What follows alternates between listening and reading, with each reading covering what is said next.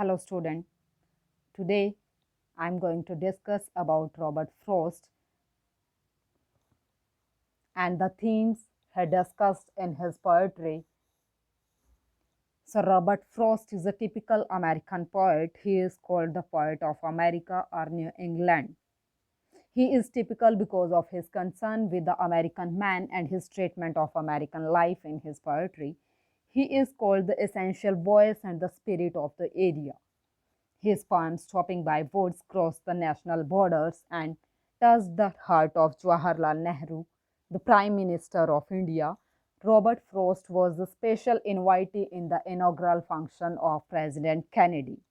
Most of his poems have bearing on the New England situations, its weather, surroundings, its people, beliefs, etc.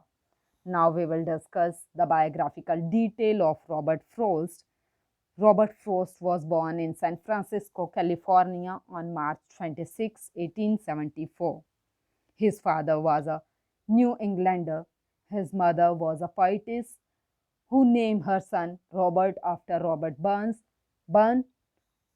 a great Scottish poet, but father wanted to name him after General Lee. So his full name is Robert Lee Frost.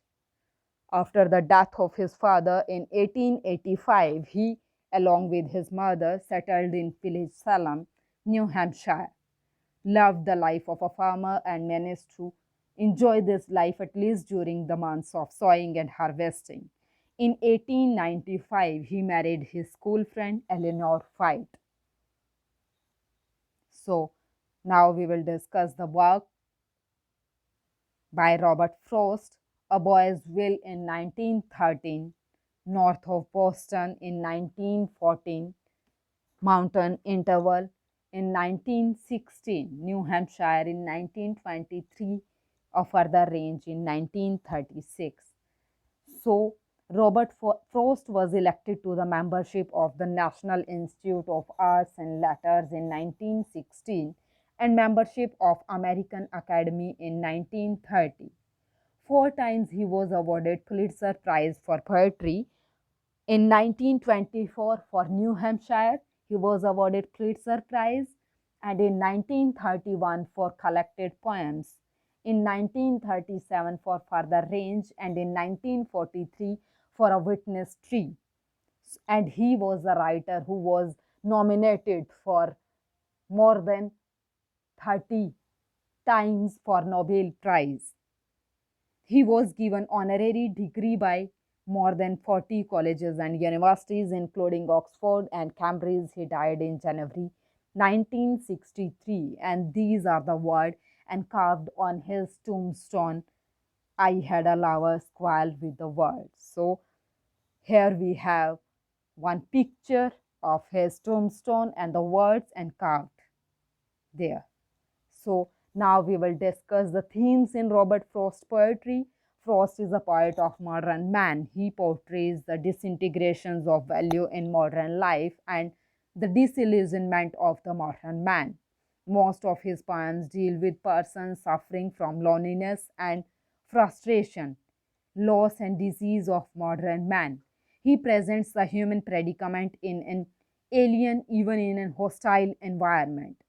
He is a realist like any other modern writer. His love for nature is an indication that modern man has gone far away from nature and his own nature.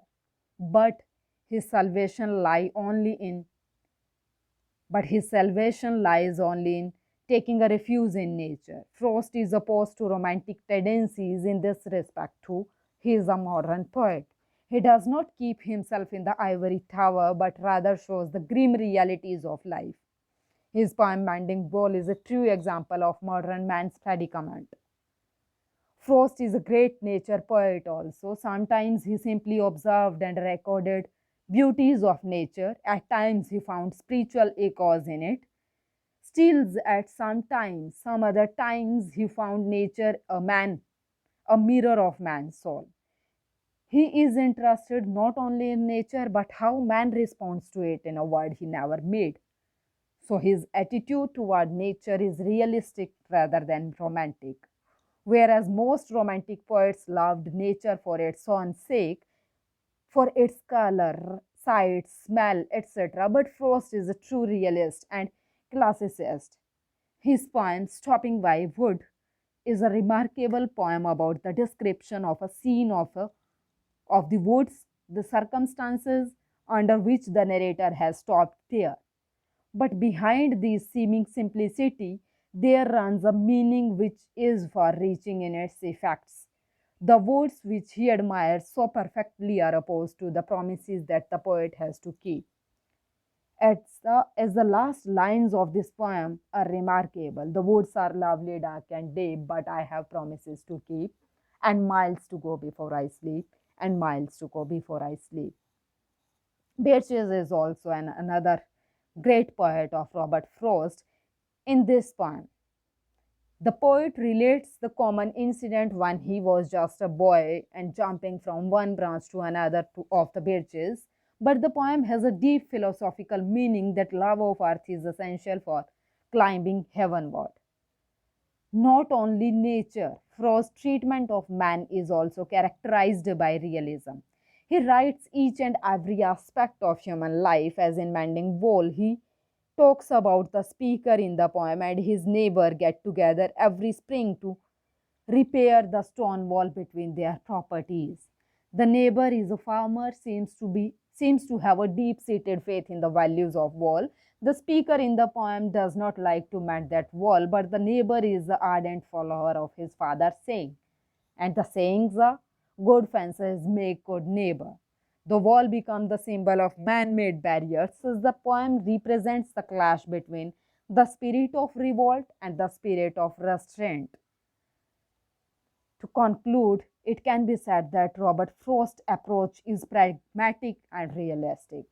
He writes from his own personal experiences and observations, and the above lines is from The Road Not Taken, the poem by Robert Frost, The Road Not Taken. Two roads diverged in a wood, and I took the one less traveled by, and that has made all the difference. So, as the above line suggests, the road that Robert Frost took was not only the different but the best road taken by him. It is because of this less traveled road he is recognized as the greatest of all American poets. Here are some references. Thank you very much.